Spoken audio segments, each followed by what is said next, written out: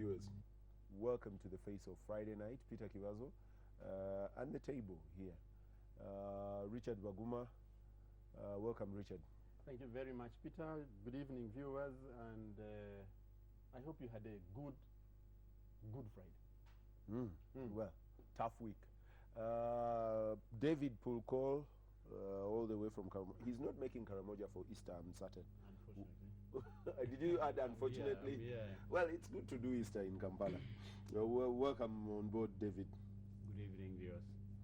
And I have Charles Romshana. I don't know when he was last in Rukunjiri. Transport is a hard thing, really. Welcome, Charles. May those who are thankful for God's salvation always say how great is God. God is great. Well, viewers, a tough week in this region. Anyway, if you ask, I said that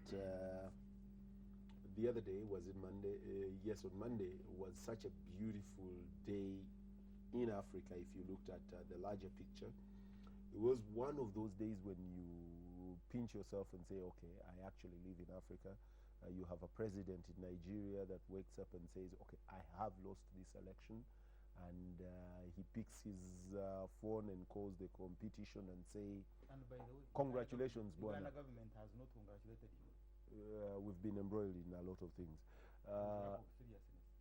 So, of course, one of my friends was asking whether actually Good Luck was African. And hearing his names, how can you be Good Luck, Jonathan, and African? And the things he was doing were really not as, how do you just hand over for power without a fight and not even steal the election? You allow the chap to come and take election by 2 million votes. But as we were trying to imbibe that, in the neighborhood of where Richard Baguma lives, we had a gruesome murder of the deputy DPP, I don't know, assistant DPP. She was shot within the precincts of where Richard stays in Kiwatule on the roadside. One of the most gruesome things that you can do to a mother with her children in the car. Stuff happens. I was going to use a terrible one. There are people say certain things happen and it stinks, but well, it happened, and unfortunately, awfully, it happened, and she passed on. There's been a frenzy of activity that followed. For those of us that unfortunately live that side of town, they closed us off for a whooping 2 days. The police had closed off the scene of crime. We couldn't pass, and it was painful. That happened. Before that could sink in, then Garissa happened. The borderline of Kenya and Somalia, a place where practically everyone is Somali. The university was attacked.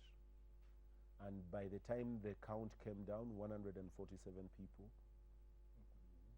It could be more, but at least 147 bodies were there for all to see. Awful pictures, painful pictures out of that part of the world. And warnings still going round. Today I saw the RCC for Kampala, my friend Aisha, saying that Chambogo University in Uganda is particularly targeted. I saw an issue operative there in the press conference. Sometimes I think they should be behind the scenes, but well, he was there at the press conference saying that they are doing all that they can do to ensure that things don't happen. We are on high alert in Uganda as well. And well, to us, the media fraternity, Bale Francis, well, what else do you say about him? You say Bale Francis. He was there for all to see. He passed on. One of those things that I will return to on another day. Unfortunately, he suffered a cancer, and the gods have called him. You can only pray for the repose of his soul. And yet another one in the fraternity, once a newsreader here, also in Mulago, Nankabirwa. I hope she pulls through. I know that yesterday and early today certain news came through. At least I can confirm she's still alive. I will discuss the security. Richard, Mm. I'll start with you. I asked Charles a question on another forum. After the murder on Monday, do you feel safe as you get into your car to drive home? And especially for you and David Pukol that drive towards that side of town. When you get into your car and you drive home, you're driven home, do you feel safe? And compound that now with what happened in Garissa yesterday from dawn. When you think of East Africa, when you think of the remote Uganda, when you think of where you stay, do you feel safe? Thank you, Peter. I would like to first publicly say my condolences to all those to those around Joan Kagezi, to those around the 100, I don't know, 150 plus now, from what I heard of the latest count across the border. Who knows? There could be students from here. It doesn't matter. And particularly for Barry Francis, because I worked with Barry Francis for a reasonable amount of time. He trained us, and then we became colleagues. And I was in touch with him even the day before he passed away. So there are a lot of condolences to pass around. Do I feel safe? Do I feel the level of threats to me individually, but also to me as a resident of a certain village, to me as a Ugandan, as an East African, as a citizen of the world? I think, like David said in another forum, you sometimes don't even know who your enemies are, but you don't even know those ones who have the motivation to the point of murder. I'm not particularly feeling less safe. Neither was I feeling too safe. Let me tell you, Peter, I sometimes get the opportunity to fly. Yes. I can tell you that I don't feel any safer because I am in the clouds and not in Nigeria. No. I do not feel, by the way, I do not feel any much safer when I'm at the United Nations in New York than I'm driving out of WBS going home. So I think the nature of threats that face us. Just one moment. Viewers, we were supposed to be joined by the spokesman of the police in Uganda, Mr. Fred Enanga, and for some reason we were unable to have him here. Carry on. Yep, so the nature of threats that face us,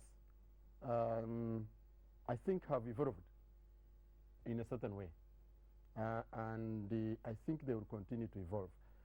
You see, these deaths that have happened the other day and I think in Garissa yesterday, I was talking when we were coming up the stairs that as a young journalist I was called to Chichwamba. You probably remember Chichwamba. Are there any parallels with this, Garissa? Possibly. Yeah, so sometimes you recall some situations. It had a very profound impact on me, seeing some of those things, and I had a very unpleasant exchange in a big city with a big man. But this particular spate is the nth. The nth. Same pattern, border rider, shoot, ride by shooting. I'm not sure that I feel any much unsafe or any less. I think I'm in the same pattern, because for me, I think about this, that ride by shooting, that entry into breaking into the house while I'm sleeping, that for me, those threats really remain equal for me. Any of those can take me. And you see, for me, there's also the bigger thing that comes with it. You get to an institution, you separate a certain religious grouping, allegedly, and you take a certain grouping. Even when those allegations go out, what clash of cultures, what clash of denominations is being created? And so for me, that is, the threat is a lot bigger than at the individual level and at the village level, unless you take the global village as a village. And I think by the way, what was interesting, I was listening to some shows, and you hear some voices speaking as if they are rejoicing that this has happened somewhere. You hear, and I'm thinking, for us, we are better, for them they are. You know, that you see, we told them they are doing this thing, and it is the one that is bringing that. And I'm like, who is not a target? Who is safe? And so, for me, what I keep asking for is that if you are in position where you claim to be providing security for me, then please provide it. But finally, let me tell you this. I was at the airport today, at the airport, and I stood by the checking place as you go into, and I observed for about 45 minutes, because the person I was speaking, the airplane delayed. Two things that took my attention. One is that even us, we resist checking. I mean, people were quarreling. You come, you take off a few things, you go through the machine makes noise, they say go back, and people are quite upset about this. So that says something about our consciousness of our own security. But two, you also would observe that a certain group, a certain type looking people would, even when they make noise, be late to go. So also the lapse on the other side, yes. And I stood for more than 45 minutes. And the security guy came and said, can I help you? I said, it's too late. I have already observed what I wanted. In fact, I could have caused harm if I had wanted. And I said, let me share with you, yes. And at the risk of abusing possibly privilege at the airport you're talking about, once, twice, thrice, I've gone through that machine. You're supposed to pull off your belt, pull off your shoes, the watch, naturally. And on 2 occasions, someone comfortably allowed me, says, Mr. Kibazo, no, please go. You're Mr. Kibazo. You have a certain status, Mr. Kibazo. Okay, I'm thinking, okay. And I won't use the word that really runs in my head, but it starts with an I and ends in a T. That one. Doesn't he think that actually I would be carrying a bomb? It's possible, because the other one, who was part of another process of bombarding a hotel, was a receptionist who had been working there now, for quite a while. The last one got me after I had pulled off my shoes and put them in the trolley, and who did this to you? And I said, no, it's okay with me. And I'm thinking, okay, this guy, is he actually doing his job? But that is a pattern of security. I drive through to a supermarket here in Lugogo, and all you have to do is be white.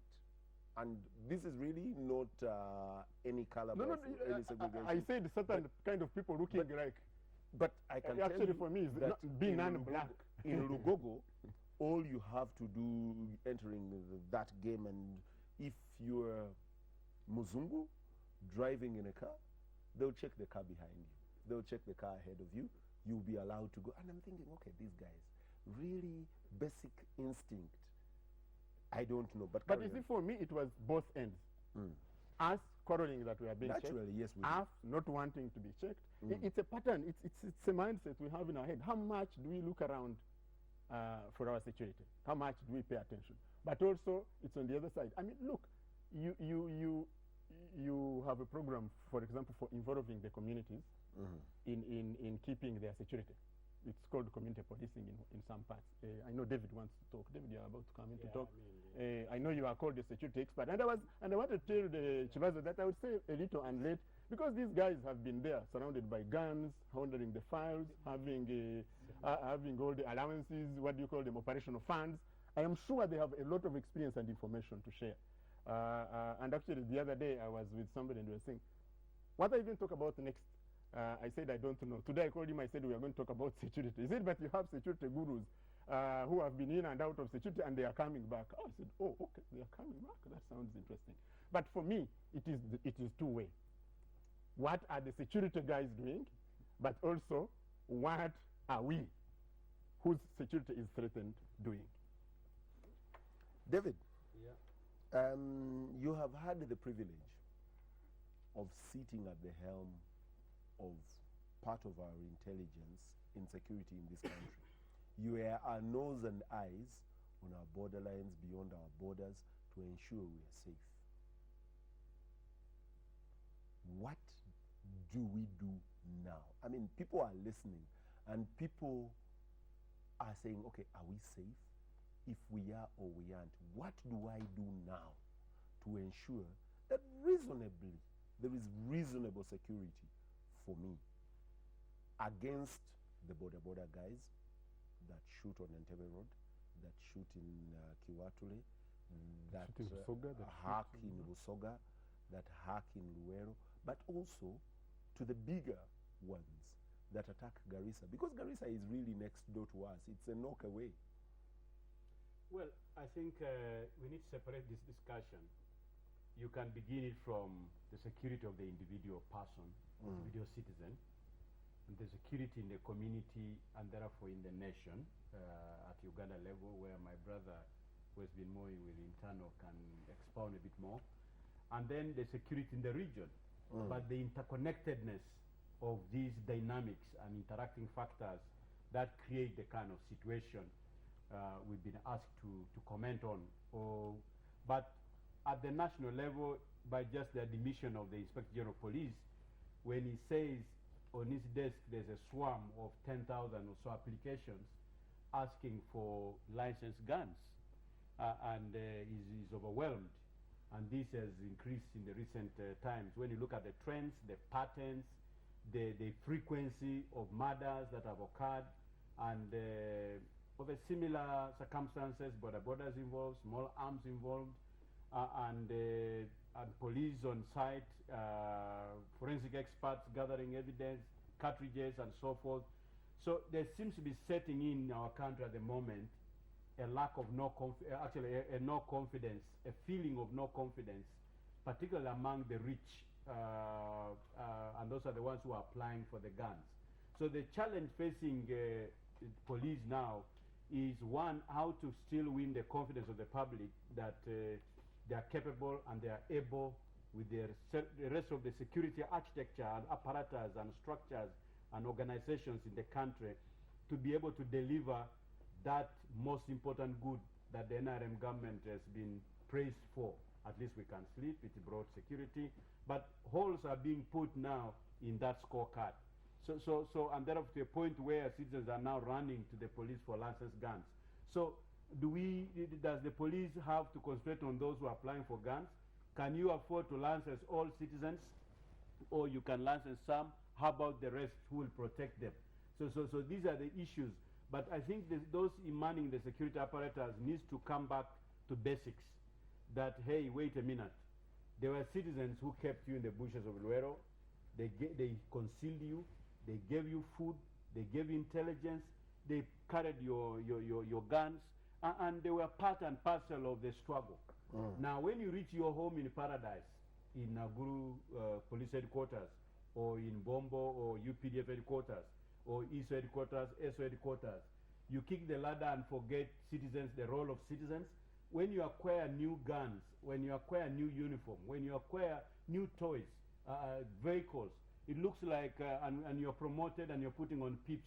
Others are red, others are black, and so forth. So there's a temptation when you put on tear gas, when you carry tear gas, when you carry those surambayas, and and occupy all the roundabouts in Uganda, in a metropolitan city. There's a temptation for those in security to think those gadgets are security, and therefore they tend to detach themselves from the community, from the citizens, and then community policing becomes empty talk, because Chakam Chaka call them what? Crime preventers in their thousands. Are they LDUs? What are they? What are their modus operandi? Which department of police do they belong to? And when they are sent to home, do they report to the resident police station? How do they work with the LC structure? With the LC structure, which is already tired and buggered and haggard and actually politicized for 10 years without renewal, because somebody wants them to be NRM and you don't want to hold new elections for the LC one. So they are complacent with the situation. So how can these things happen? I'm saying that are these criminals or terrorists or insurgents, because there could be three categories, are they actually exploiting what gaps? I think there's need for a rethink, particularly in the population, as well as those manning the areas of security, so that we look at those gaps which these people are exploiting. Are they exploiting the mess, the disorganization within the border industry? That you can bring me from Kajansi and take me to Tank Hill, for example. Is there no zoning of sorts? So that is there no, even taxis had to be painted and written PSV as opposed to PMOs, okay, public motor vehicles, objects or something like that. So it's very important that should they continue just to ride the way they are doing, or there's need for regulation now. But then what will happen with the man with the hat who almost missed nomination one time and had to be carried by border to beat electoral commission to be nominated, who always says, leave my people alone, and is happy to see them the way they are, the beneficiary of the border associations, right? In the political process. I know what I'm talking about. I'm talking about the tenant of Nakasero Close 1 or in Tebe State House. I think that must be part of the solution if we are going to reorganize and regulate the border. But also it means we must get back to basics in terms of the role of individual citizens and the role of communities in working together with security agencies. Otherwise, there are three threats here. One, there's a real terror threat, and it's real. I could speak to it in the region and how it is growing. You're going to come back to that. There is a possibility of an insurgency. That's what Kale Kaihura himself alluded. Seems to be a new rebel group in the making. I don't know. He has not given us the name. He has not given us the structure, the leadership of that group, and how it operates and where it operates from. He only alluded something like that. But it looks like also there is the crime component of this. So as we look into this issue, which is affecting our security, our feeling of safety, I think we need to be sober. We need to be together, whether you're opposition or government. I think these are issues of life. These are issues of stability. These are about the survival of our country. So I think let me leave it at that. But if you want me to go into the regional dynamics and the threat dynamics, how they occur today, I could also explain. I'll come back to the regional dynamics. Charles, start with home. Yes, there is a fundamental civilian who was killed. This is the chairman, LC3 Namayingo, somewhere in Namayingo. The president took their flowers, if you remember. Not very rich, deep in the village. If it is for politics, I don't think it's a center of gravity for any political organization around, but he was gunned down. Now, immediately after, 2 policemen are also gunned down. Now, there is this lady, the country is mourning, the late Kagezi, prosecutor file. I shouldn't say she's not very critical in the DPP's office, but there she is, and immediately after her death, also police is attacked. But there is something I've observed with the attack on this police. The electronic media, TVs, radios, kind of did. but you can't find it anywhere in the print media. That story has been swallowed.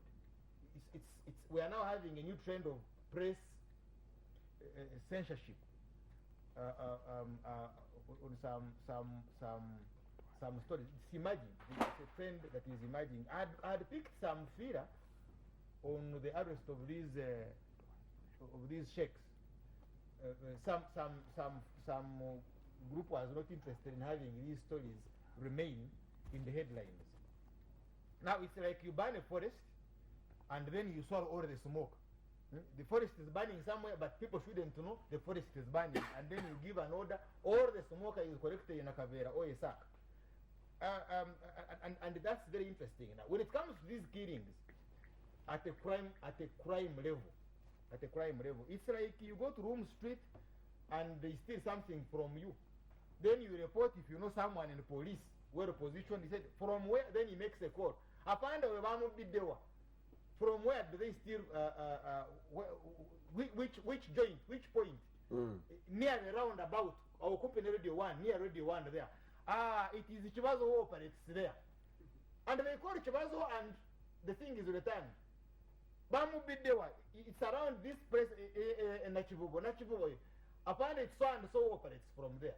And that was that. I saw immediately after the institution of Wembley how they began picking killers around town as if they had been marked. I mean, you pick them and with ease, you know, apparently since this one is likely to be in this cell, and that's it. So we've lived with this. But what is our political paradigm? It is the politics of violence. That we came from Ruwero in 1980, the UNLF came from Tanzania in 1970s, and the vehicle was violence. We have not had any change using any other means. Nothing, good luck. Yeah, we have not had any change. You have this good luck. It's a change between bad luck. It's a change between the generals of Olusegun Obasanjo and Buhari. They haven't moved away from generals, by the way. And I think good luck lost because the other general crossed over. And Obasanjo was just behind. Yeah, but Obasanjo left. At the sitting, in the sitting hearing. So it's the other general, but the other generals now are changing methods. Our generals here, the graduates of Ruwero, all that they know is how do you shape public opinion using violence. It's violence. It's not about persuasion. These things of roads is of recent. I have made you roads, I have made you this, I have made you. Initially, it is violence. Change of public opinion, playing on the mind, but using violence. And the same also applies in counter-insurgents operations. I.e., why you have got an insurgent. How do you win over the hearts and minds? Because you can't defeat an insurgent without winning hearts and minds. It can be positive. You show how good you are, how ugly they are. But in showing how ugly they are, you don't know what you may do here and there. So we have this problem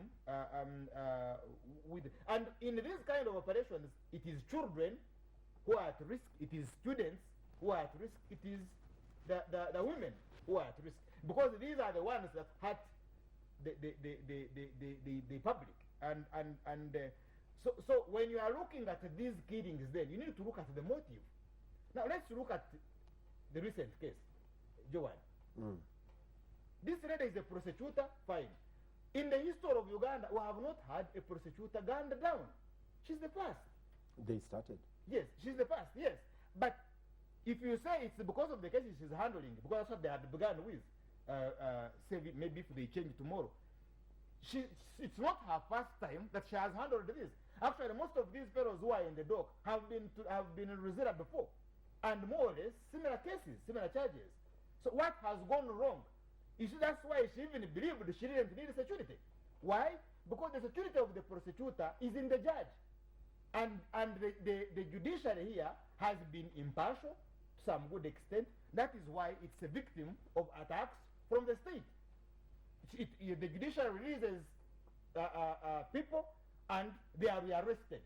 At one point, they were even invaded, they were even attacked by the so-called black mambas. I know the case of Ntabugoba releasing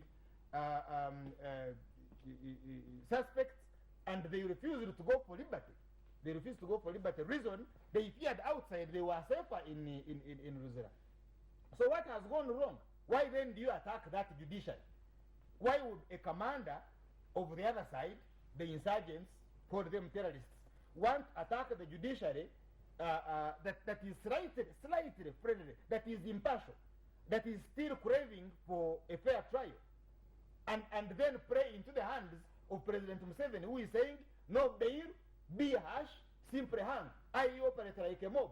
Why would they want to do that? Because either way, as I've said before, it benefits President Museveni. If the judiciary becomes weak out of fear and they don't handle these cases, these files, then it means these files will stay in Rizra. If they become too angry, and thank God Justice Katureve, the Chief Justice, is saying, please, we should not compromise principles of a fair trial. If they become angry, it is still the fellows in the dock to suffer.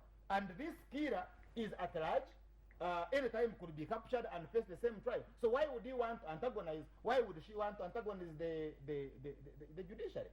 And what has been our history? We have had cases where even defense lawyers have been attacked. Actually, it's the defense lawyers that have been at risk. If you remember the case of Tonga and the others, it's the defense lawyers that have been at risk more than the prosecutors. So why is society behaving the way it's behaving? Because even where the accused have questions about the impartiality of the judges, like the one I've had with this Deputy Chief Justice, that general opinion, we still have hope in the Court of Appeal. We still have hope in the Supreme Court. So why would society become that desperate as to think of liquidating lawyers? I don't see why it comes in. I don't see why society would be that desperate to liquidate judges. So there must be a game, and this game is to do with playing on public opinion. And whoever the player is? Yes, and you see the problem is that the moment the public moves in the direction the other operator wants, the moment he's getting the results, the moment she's getting the results, then this will increase. You see the motivation is getting the response. So therefore, we should aim at attacking the two, the state actor and the non-state actor. At least for the state actor is not doing his job well. That's why there are gaps. Like this Chambok thing you're talking about, there have been Butaimbas hitting students in Chambok until they had to scream. You remember? Even it was headlines in the New Vision about the Butaimbas. Students were even coming late, but you didn't see this kind of alertness. They have killed people all over. Murders have been very rampant. But you have not had the New Vision and their boss putting up a fund to fundraise. Yes, you see. Well, I'm not going to discuss that, Charles.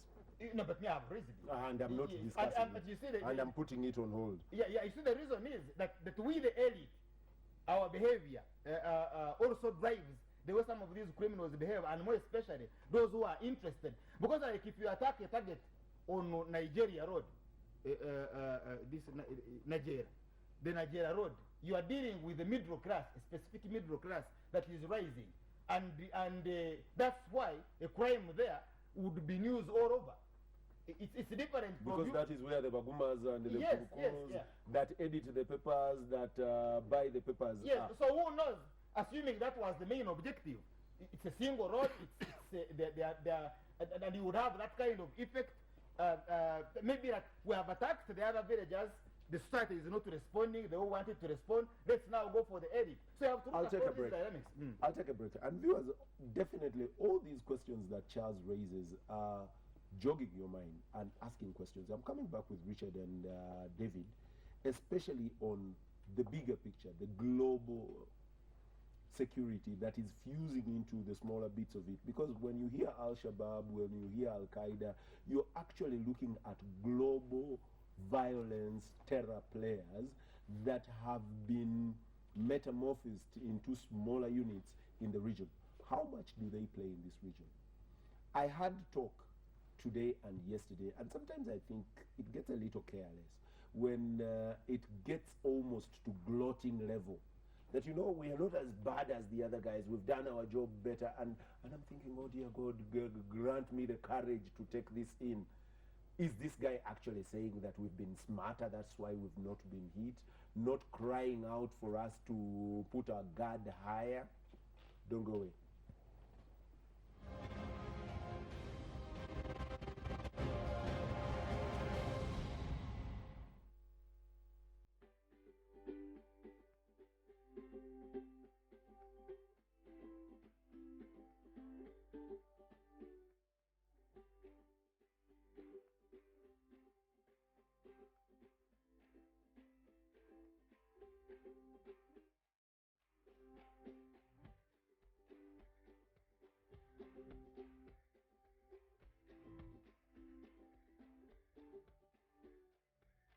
Introducing Yuga Chick Super. Chicken pieces that are individually quick frozen and easier to prepare. Yuga Chick Super has been packaged conveniently for your family. Buy Yuga Chick Super from a supermarket near you.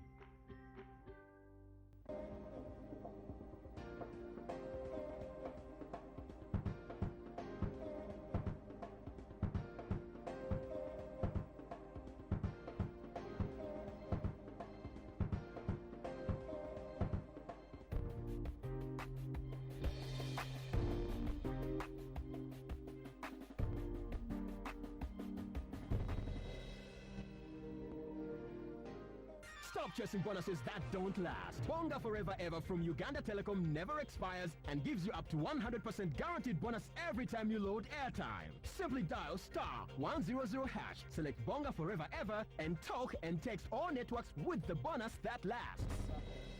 Get Bonga Forever Ever from Uganda Telecom. Uganda Telecom, Uganda's most affordable telecom service.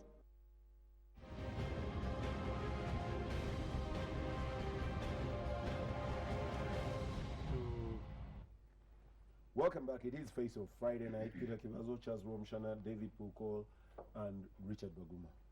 And you viewers, very shortly we'll display our numbers and you'll be able to join into the show. Give us your opinion.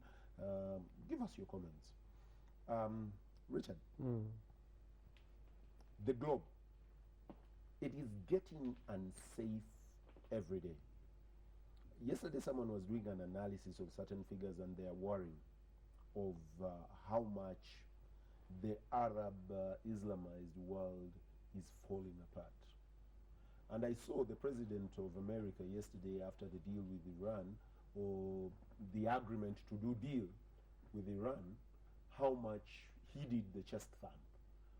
It was a deal for him ultimately that moves away Iran from that bloc that you don't want to deal with. But right now, Saudi Arabia and a group of Arab countries, Sunni Arab countries if you want, are in Yemen, bombarding Yemen. Possibly that gives Yemen to Al-Qaeda straight away. It becomes a donation to Al-Qaeda. So you have Yemen, you have Afghanistan, you have Iraq, you have Syria, you are moving to Libya, Egypt, but for the attack on Sharm el-Sheikh. Yes, but for Sharm el-Sheikh has been fairly taking grip. Tunisia seems to have withered the storm and they are taking. You have a governorless, government minus Somalia that is there. Of course, it's run by my friend and your friend. Almost, I think Lydia is almost the president of Somalia now.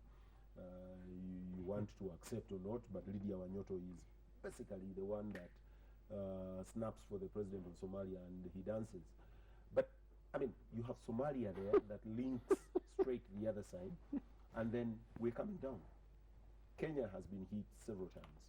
Tanzania was previously hit. Uganda, very so often, we are on high terror alert. We have South Sudan fitting in that factor because but for the UPDF holding fort, there is no government in South Sudan. And there you are. What does this mean for the region?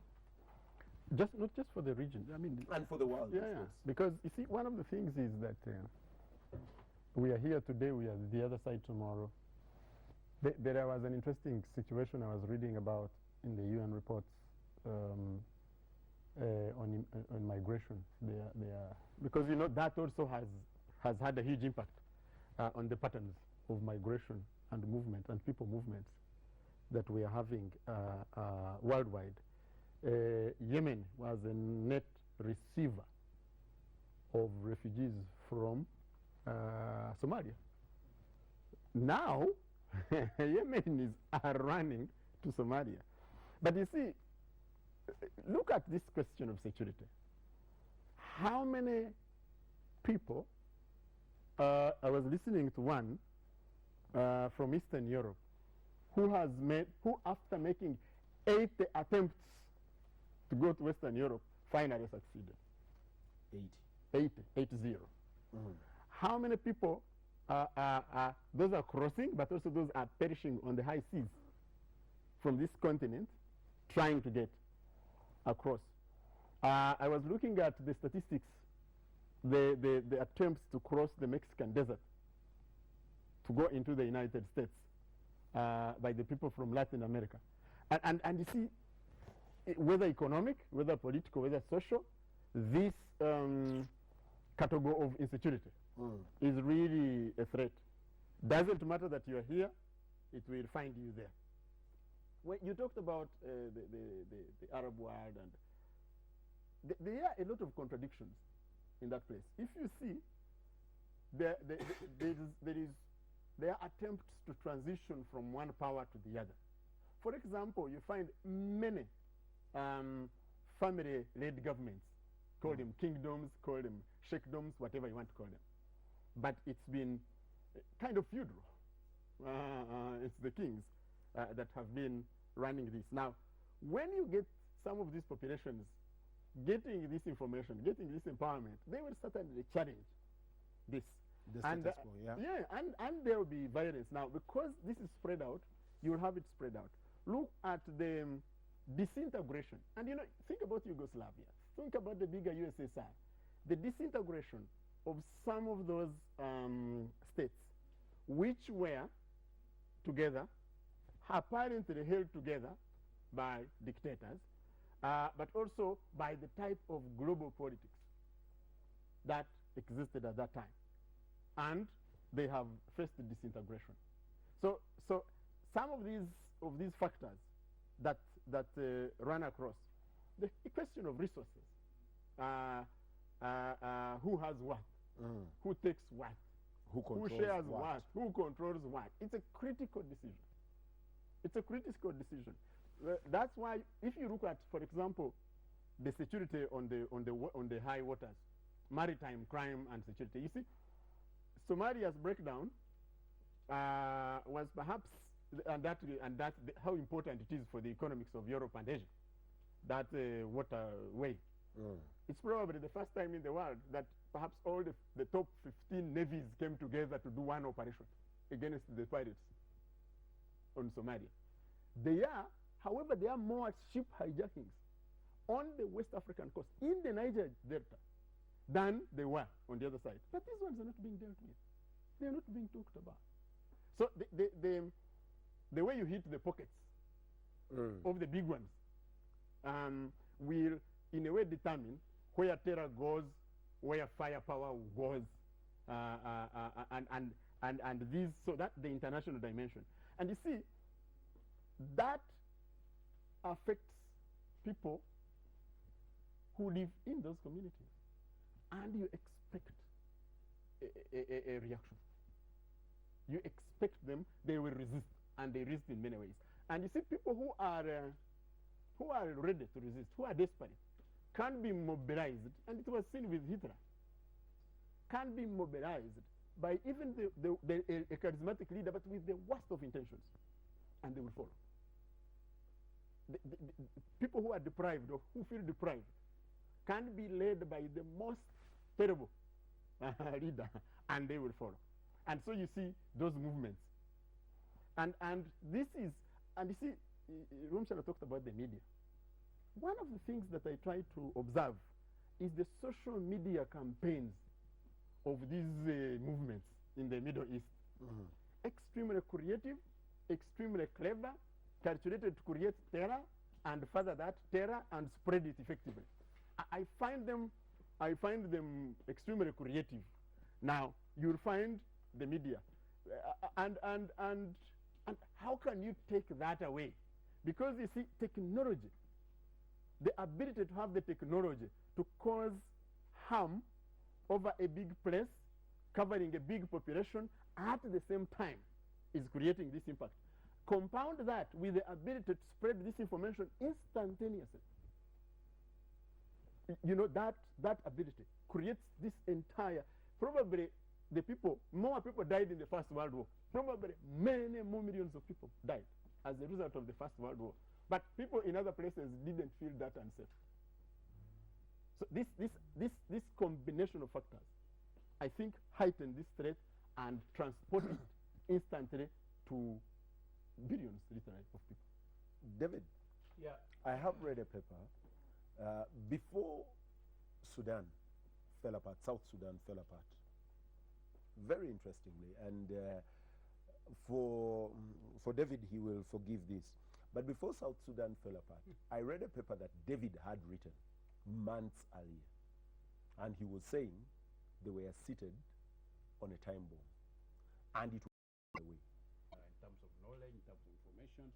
But I think people have heard of the American embassy making that alert, and some people are asking why it's hurting our tourism industry, our investment. They should not be saying something like this.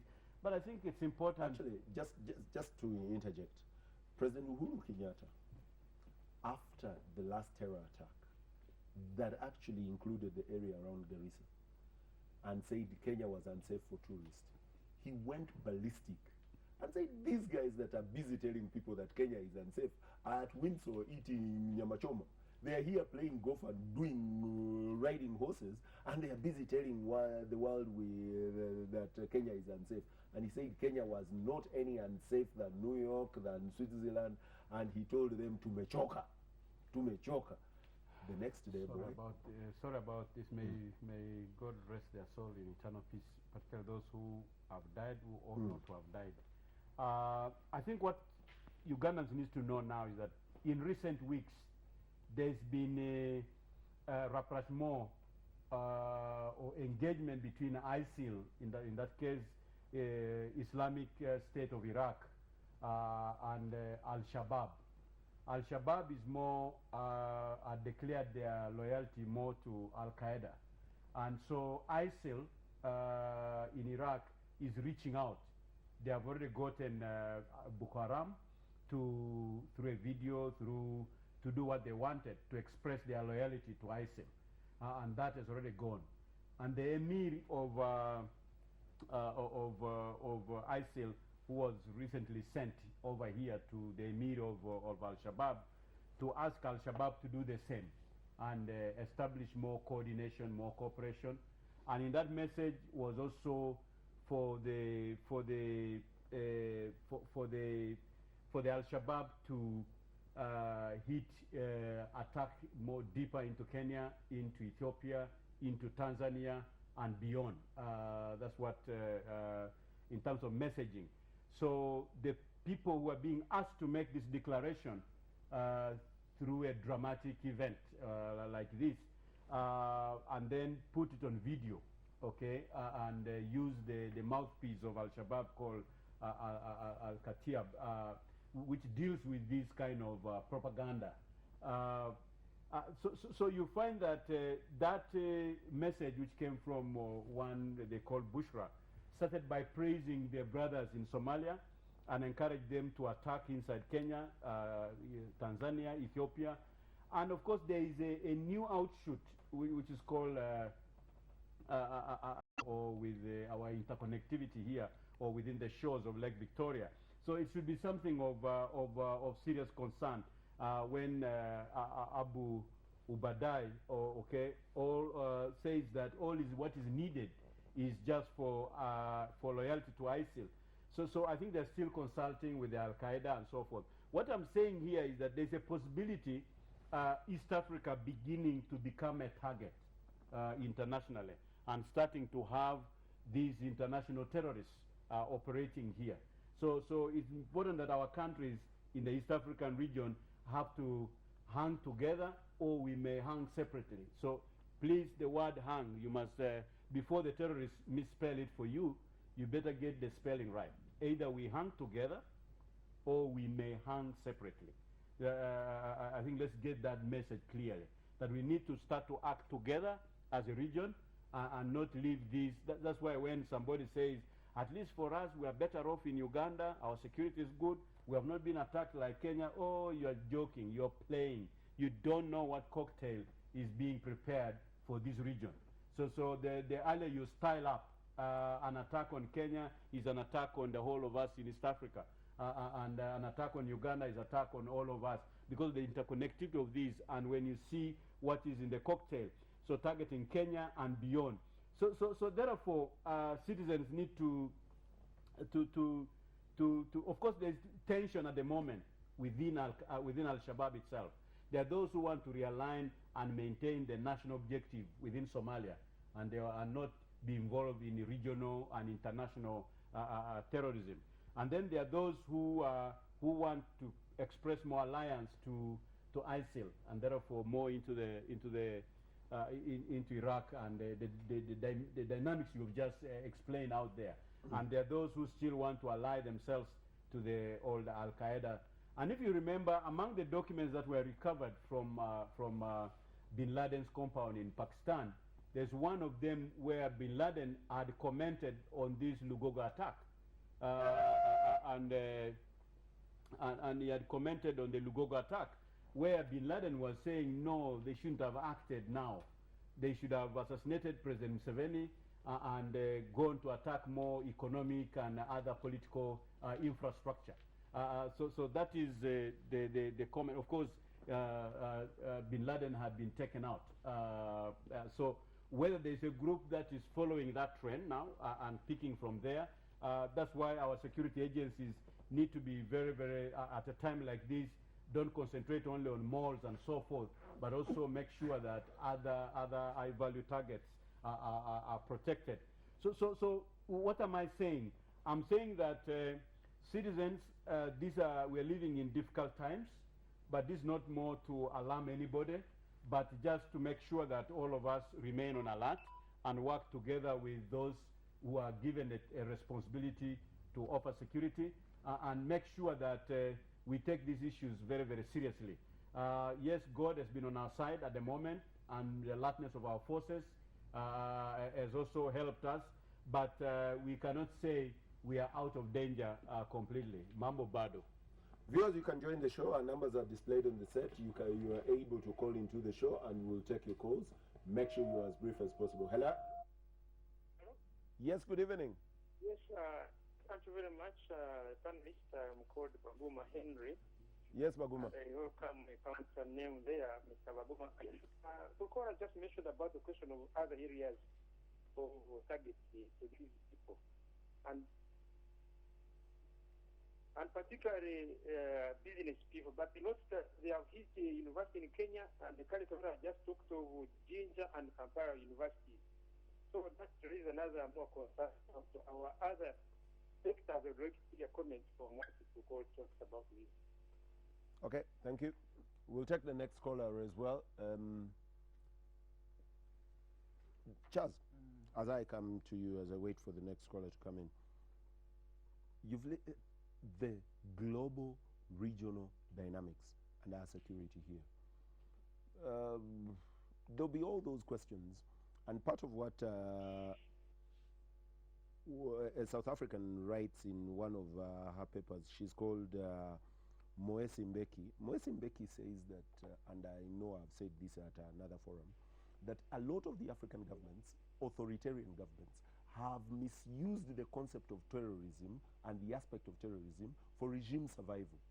And they've so soiled the whole space that you can't quite decipher what terrorism is and what people are using for regime survival. Yes, hello? Oh, sorry, we lost that one.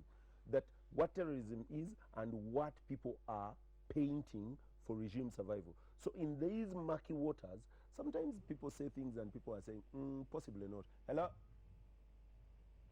Hello? Yes, you're on. Hello? Yes, Charles. Yes, we have this part of the world that is under dictatorship, that is under extreme levels of oppression. But what is very interesting is that these dictators form clubs, they form associations to press. They have even gone to the extent of defining other groups that are opposed to them as negative forces. For them they are positive, the other ones are negative. What they are looking at is total annihilation where the groups opposed to them, that when they are attacking those groups, they kill women, they kill children. Scorched earth policy. We have had it. Now, why do you think then that the oppressed can't form associations? That for you can have a club of OAU, you do whatever you wish, you do it at regional level, you oppress, you are making up alliances with fellows who have got a history of using nuclear bombs on civilians in Japan. What is the history of France in the Maghreb? I think it is Algeria. It was almost like a genocide. What is their history? Now, what is the history of America in Vietnam, where they used conventional methods, both conventional and counterinsurgency, on a very small population? Actually, the number of bombs dropped in Vietnam is more than the population. What is their history? And these are the ones who are funding these kind of clubs. So why do you want to think that the oppressed can't form clubs? And when you go and check, it's around where there are resources, or it's around where there are routes that move these resources to them. So and because this notion of terrorism is recent. Initially, it were guerrillas. By the way, ANC, the African National Congress, was a terrorist organization. Mandela himself, the late Mandela, was a terrorist. Actually, he wasn't removed from the terrorist until he died. Until he died. Passed on by America. In America. Yes. But what is America's history in Angola? It was with Jonas Savimbi and destroyed that country. So, you now go south to Iraq. There was no terrorism before. You destroy the Iraq state. And you disband the Iraq army. Almost 200,000. So why do you rule out the emergence of another group called ISIL? And your motto, your ideology is to exterminate them. Now, and that's what's very interesting, that when ISIL reorganizes and is destroying the Iraqi army that America built before it left, you don't have videos. They don't want telecast the videos when they are destroying the Iraqi army. But they are too quick to telecast the video when they are slaughtering a journalist. And you know the impact of slaughtering a journalist. Then you have justification for America to move in with the bombs. So, and these are so then you have this Al-Shabaab attack. Because who is Al-Shabaab? You see, there was Islamic courts. Islamic courts specified Somalia. Yes, they did. But then Ethiopia moves in and later on withdraws, and Uganda is invited for the dinner. But have you followed the operations of Uganda when they were taking over the capital city? Using which kind of weapons they used, which kind of the broke house mode of fighting, like the way you have seen in Tikrit. Because it almost took them 5 years to capture the capital city of Ethiopia. Have you Somalia? Somalia. Have you looked at its cost? What is the mood of the generation that is born during that time that bore the brunt of? Have you looked at the operations of Kenya in Kisumayu? You are bombarding Kisumayu with ships. You are bombarding Kisumayu in the air. You are bombarding it with artillery. Have you quantified the quality of anger that emerges out of that situation? Of course, I'm not justifying what they have done. And that is where I was coming. I was thinking, Charles, what are you exactly saying? Yes, are you saying that you actually think that the ISIL, Al-Qaeda, Al-Shabaab axis is actually an axis fighting for justice? Well, it's an outcome. I think what he's saying that given our intervention in the region, we must also be careful. We could have won friends, but we could have also won enemies with on equal measure. Yeah, but you see that is the problem with you know, it's a face-off. It is. Yes, so you tell it the way it is. That Gaddafi tells you, here there is Al-Qaeda. I'm battling Al-Qaeda. I'm stopping Al-Qaeda from entering Libya. Then they still bomb him. There was no. Gaddafi was anti-Al-Qaeda. Gaddafi fought Al-Qaeda. Osama bin Laden was against Gaddafi. That wouldn't save him. Saddam Hussein was against Al-Qaeda. Still, that wouldn't save him. And the President of France, Mitterrand, gave them advice that you move on Saddam Hussein, you're opening for Al Qaeda. These fellows did it. They're not fools. They did it because they knew Al Qaeda would come. So why would they open up for Al Qaeda? These Houthis, they have been fighting Al Qaeda. Actually, these Al Qaeda cells in Yemen have been attacking this. Now, the point I'm trying to drive at is that we have got liberation movements. We have got people who have resisted oppression that is violent. We have had NRA. NRA did it using means of violence.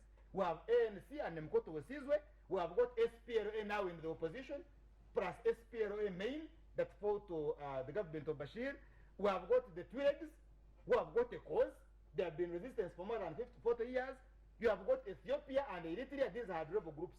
Now, the current oppressor in Africa and in the developing world, the developed world, actually, but not not the poor, because we are not even poor. We are highly indebted poor, so we are not even, we don't qualify to be poor. They are facing their people who have no option but to pick arms, and they are desirous of inviting those Al-Qaedas and Al-Shabaab. In other words, a fly flies through his nose, this is Al-Qaeda, this is Al-Shabaab, because he is seeing a freedom fighter somewhere who has lost or who has run out of all options and is about to pick a weapon. You're actually speaking the same language with the lady Molison. She's dead right. Who says that actually the problem with terrorism, especially in authoritarian states, is it has been muddled with opposition. So if Pulko is opposed to Richard Baguma. No, to Museveni for now. Yes. And his methods of work Yes. and rigging of elections. And Tomorrow, you will find that among the possible terrorists listed, Pulko's name will appear. And then we can't quite distinctly decipher who is a terrorist, genuinely attacking, who is opposition to state, and who is a criminal. Because we have even bundled outright criminals. But have you ruled out criminal states also operating under the cover of terrorists? Have you ruled it out? It is possible. It is now, then the behavior of some states, like in Algeria, if you are 5 and you have taken 1,000 hostages, be sure everybody will die. It's for them, they don't negotiate with hostages. They just come and bombard everybody who is there. The same is with Russia. You know, that's their mode. You know, those who took hostages in a theater. They killed everything. They attacked. And I think the same case with Turkey recently. The other era of negotiating with hostage takers is more or less over. So you have got 5 or 10 people. I don't know the number that attacked Garissa. Yesterday they had taken out, they had killed 4 of the terrorists. You see the military language was saying, taken out. Looks like they had been picked like if they are 4 out of action. If they are 4 and they are armed and have taken students hostage, and you are going to use fire to attack them, to eliminate them, chances are high that your own bullets will also kill the students. Collateral damage. Yes, now you can hear they call them collateral damage. But I hate that word. It can be collateral damage actually if they are not your own children. So we have a problem. That confrontation between the state and the non-state actor creating more harm than but it's a complicated. Then of course the other larger issue is America's military doctrine. You see where it has basis. Initially, before the invasion, before Saddam Hussein invaded Kuwait, Saudi Arabia was not with them. Now, as we speak right now, an Arab plane bombarding an Arab is being fueled by an American. It's unheard of, but it's taking place, and it's bound to raise to cause a reaction. Hello. Hello. Yes. Good evening. Good evening. Your name? I think Mr. Wamushana is off tangent. The question is Uganda safe? Because going global, there are certain things you can do. For example, if you have the Nile diverting into your field, you can't go to Lake Victoria to stop it. You just have to make sure that you control the Nile to solve your problem of inundation. Now, is Uganda safe? I have a problem with the journalists. The moment Kaihura or anybody passes what you would call a security warning The journalists are on their radios, on TVs, giving an impression that it is false without saying it, but making the people feel like I think government is just joking. The other time it didn't happen. This person who talk makes our people lose the focus, like Commissioner normally does. I think Mr. Commissioner's appearance on TV radio has made him fixated. That's why last week we could not answer a question and you commented on it. So I think let us come back home, focus on how can we handle this situation that has come, because we're in a global village. We can do nothing about it. The only thing we can do is see how we can solve it. I think we should focus on that. Thank you. Thank you. I missed your name though. Of course, there is only one bit that I find very interesting. Not that I'm discounting the rest. I find something interesting. I have said on this show variously that I find Romshana extremely alarmist. Actually, Romshana is one of those people that keep drumming in day and night. We are in trouble. We are in trouble. The viewer seems to say, actually, Romshana discounts that. Hello? Because trouble is here. Hello? Yes, sir. Hello? Hello, we can hear you. Hello? Yes, we can hear you. Hello? Hello, Mr. Kibazo? Hello? Hello? Okay. Do not wait to hear yourself on the set, because if you do, then we won't be able to hear each other. Talk to us straight when you call in and we say hello. Talk to us, turn down the volume of your set. Richard, I was coming to you. I've listened to Charles. And when Charles... But this guy asked me a question. Can I, in a minute? A second? Okay, in a second. Because he says is Uganda safe? And he wants me to tell you. Let me take a break and then we'll come back to that. Viewers, will take a break. We are still able to take a number of your calls. I see I still have up to about 20 minutes to go. So we are still able to take a number of your calls. We'll need to hear your feedback. Are you safe where you stay? Are you safe in this country? Are you safe in the region? Are we safe in the global spectrum that we are in? Don't go away.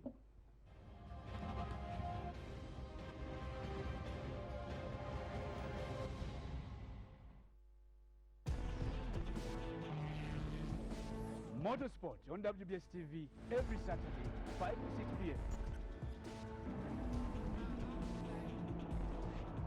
Best profiles with the best drifts.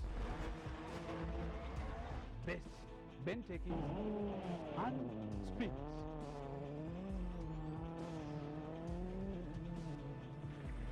Here on WBS TV, Motorsport.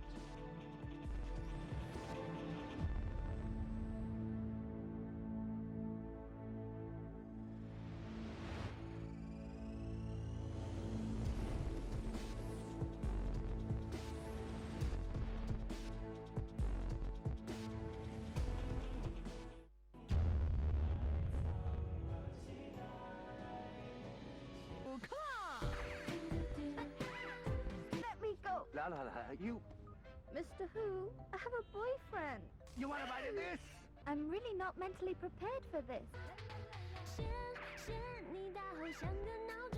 Leave so you can go back to him. You really think it was all about money? Even if you think it was love, love still has an expiration date. Do you think I really feel good about this?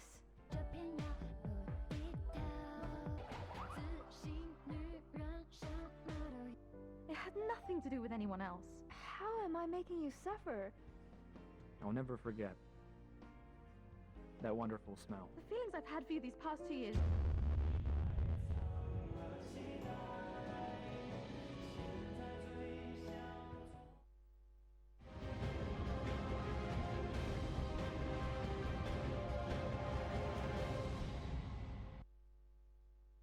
It's the face-off Friday night. Peter Kibazo, David Purko, Richard Baguma, and Charles Romshana. Yes, Charles. Yes, very briefly respond to the caller. This caller who says that I attempt at discounting this, I think is getting it wrong, because I have actually tried to make a case that we are in trouble. Actually, it's the other party that has been saying there is no problem. Romshana is simple and alarmist. But answer his question: is Uganda safe? Uganda cannot be safe. Uganda insecurity is going to increase because the available method of resolving contradictions now is through violence. It has been a method before, it has paid, and it is still a method. And those who have been involved in these acts, for the part of those who are involved in 1980s, now are divided. They have contradictions between themselves. The language they know is the language of violence. Those whom they defeated and destroyed and are reorganizing, FEDEMO, UFM, etc., the language they know is the language of violence. The only way you can get out of it. Hold on. Hello? Hello? Yes, good evening. Hello? Hello, good evening. Hello? Hello? Hello? Yes, we can hear you. Please go right Hello? ahead. Hello? Hello? Hello? Yeah, this is Deo calling from Luzira. Kasozi Deo. Hello? Kasozi Deo, we can hear you. Please talk to us. This is Kasozi Deo calling from Luzira. Yes, please. This is Kasozi Deo calling from Luzira. Yes, Kasozi, we can hear you. Yes, I would like to. Yeah, I would like to ask the people in the studio whether there is a possibility of Uganda pulling out from Somalia. Thank you. We get your question. Is there a possibility of Uganda pulling out from Somalia, and would that help the security situation here? Yes, as I was saying, that the only way that can get us out of this cycle of violence is to have a conversation. Have a conversation and get out of this cycle. I look at alternative methods of conflict resolution, and the only available one is the ballot. So we need now to see what do we do to have a ballot, the ballot to resolve this contradiction. Otherwise, if like Jonathan Goodluck had taken the other direction, by now we will be having deaths in Nigeria. Richard, of course the viewer expresses that feeling that we cherish on the show, that you do not have to agree with any of the panelists. Put out your heart. That's what Charles was saying. This is the face-off. Hello? Hello? Yes, good evening. Hello, Kibazo. Yes. How are you? We're well. How are you? This is Tom. I would like to give advice. I don't normally listen to people who always complain always, but to me, I rather advise those shooter guys like Paul and Romshana that reduce border guys, because these guys are killing us in town. Let's shoot the people, work with KCCA, reduce border, and copy from Rwanda, whereby the Gazette, border, give them stages, give them numbers. Okay, thank you. Richard, of course, part of the local solutions is what he's proposing. What are our local solutions? And we have the other one that asks, if we pulled out of Somalia today, tomorrow, would things get better here?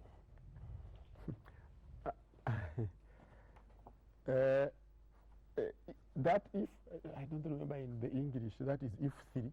The hypothetical. You see, we went into Somalia for certain reasons. And there are those ones who made the decisions that we go there. Have those reasons gone away? Personally, I don't think so.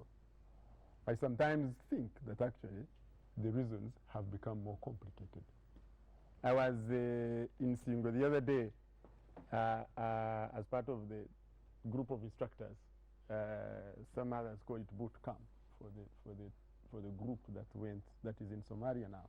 There is another one preparing. We'll probably be going back to interface with them as well. So I'm not sure at this, but let's say that even that unlikely, most unlikely situation happen tomorrow, that would solve the problem. The problem is a lot bigger. That, he gave an example, and I want to follow up on that example, that when you have a river over flooding in your garden, you don't go to the lake where it is coming from. You only stop at your garden. I can assure you, if the volume of water in the lake is also not thought about, it will still burst whatever barriers and deliver and to your still garden. deliver to your garden. So I think it is extremely simplistic to think that if we pulled out tomorrow, then we will solve all our problems. You see, the question, for example, for me, the question of border is also very simplistic to just look at those guys riding and just say, that's the problem. How have we reached here with the I'm looking for the proper words, the untouchability of border? How have we reached here? And so, is it only really in the border industry? Is it a little bit deeper and more spread like that? So it's very complicated. We were talking here about the ability of people who have worked in certain positions. I'm sure David Pulko must have, because of the position he held, must have a non-disclosure agreement somewhere. And that bars him from disclosing. And so it cannot be that simple. Now me, I can disclose everything. I have not been anywhere near. Oh, you have worked with EPD. Those arrangements. Under the action for it is even worse. You didn't, you know. You were in single. No, actually, Charles. Actually, no. I can't. No. Let me tell you, Kibazo. The oath of secrecy. Yeah, I am going to tell them that you see, I did not swear You don't need to. any of those. Yes, I do not That's have. punishable by death. I do not have those contractual guys, obligations. guys, But those are matters of law. The only safe one. Those are matters of the law. only safe one I here. don't know.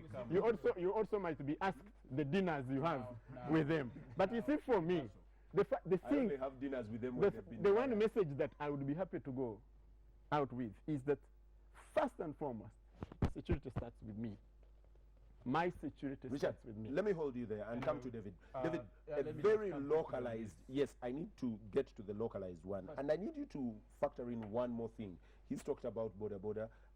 They've talked about our possibility of getting out of Somalia. There is one that keeps scratching my head. You have a whole horde of veterans. Lots of them left this place and went into Iraq and Afghanistan, served, got some reasonable money there, burnt it, most of them, and came back here, and they were dumped on us on the streets. What do they do? Where are they working? Are they working with security organizations? Are they working with security companies? Do they have guns? Have they become part of our problem? Do we handle them right? But I think it's time for a rethink. I would like to pick what Romshana said. This country needs to reconcile itself to itself. Okay, north to reconcile the south, south to the east, east to the west. Uganda with the rest of Uganda, we live perfectly in harmony. But the mood meter reading of those who are manning the state now, they are really impatient. They don't want any dialogue. There's no national reconciliation anywhere in the cards. But that could be where the solution is. So that we come up with a new way to manage our country and take it forward, a new consensus. If anything, then the consensus which has been reached is being amended left, right, and center.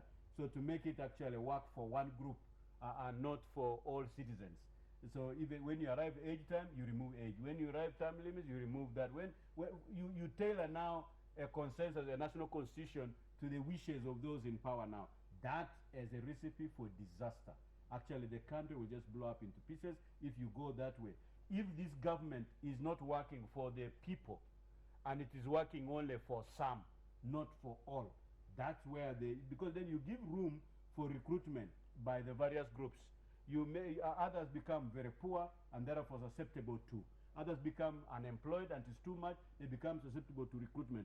So that's not good for national unity, not good for national stability, not good for peace, sustainable peace in the country. When you come down to the relationship between the communities and the security apparatus, so my advice to the security agencies is, please do not detach yourself from the people. Remain part of the people. When you use brute force on people, you are alienating them away from you. Now, the other matter is we need definitely to reorganize the borders. We need to zone. We need to, now coming back out of Somalia, in Somalia we are better off because we are part of a regional effort, AMISOM, under AU, servicing continental objectives. Where we need urgently to get out from is actually South Sudan, where we are there unilaterally and against all odds, and we are likely to earn more enemies as we go into the future than actually friends, because there we are only supporting one person and a few of these people around him. Just wrap this up. In a second, at a funeral, the preacher preaching, and he says, aid is kills. And there was drunkard. Then he says, yeah, point. And then the same preacher says, but also, omwenge gutta, beer kills. And then the other drunkard says, rugambo. And that is the conversation that we have in Uganda. As long as it doesn't appease the other person's ear, then it's an enemy's conversation. We need to have a comprehensive dialogue. Ethiopia withdrew from Somalia. Why can't Uganda withdraw? America is withdrawing from Iraq, from Afghanistan, etc. Why can't Uganda withdraw? Uganda is going to withdraw. Yeah. There is no doubt about that. Reason that our security system is under stress. It is increasingly getting stressed. Actually, there is when the Minister for Security, then Mrudo Mukasa, hinted on it. We are going to withdraw our troops and take care of our own internal security. The more the police stations and other security installations are getting degraded, the more there will be the need or the desire to, because how many policemen are going to recruit to cover urban areas and then go into the villages up the sub-county level? You need these soldiers. You will need to have them here and take care of the security of this country. So Uganda will reach a stage where, in terms of cost, because of the internal conflict here, cannot afford to maintain the rear in Central Africa, in South Sudan, and in Somalia. But in any case, Uganda is not in the DRC. It's now borders. The border Are you sure about that? No, you know what took place there, the 5-day war. Okay, we have to go. The borders, that one is impossible. You have the 2010 border group Chitata. of the Chitata. It controls the entire transport system in Kampala. Remember when they went for a strike, Kampala was paralyzed, and the Inspector General of Police met them. Not the Minister for Transport, not the Minister for Youth or whichever. The Inspector General of Police met them, and there was a deal. Most of these borders and the associations or groups are attached to security, are attached to security dealers. I'm not talking about the security providers. These are dealers. A dealer who has got the breakdown near a police station, and you have the traffic police officer as the informer. Is the one who is informing the breakdown. One worker, and you see a breakdown move as fast as. Just we have to go. Gonna go this way. Viewers, I know Easter is on us, and we wish you a happy Easter celebration. We commiserate with those families that are going through painful moments at this time of the year, and we hope for better. Watch your security. Watch over your shoulder. Do not wait for the police to watch over you. Watch over your shoulder. Watch over your shoulder, certainly. And we hope to meet on Tuesday in Issues at Hand and on Friday in the Face Off.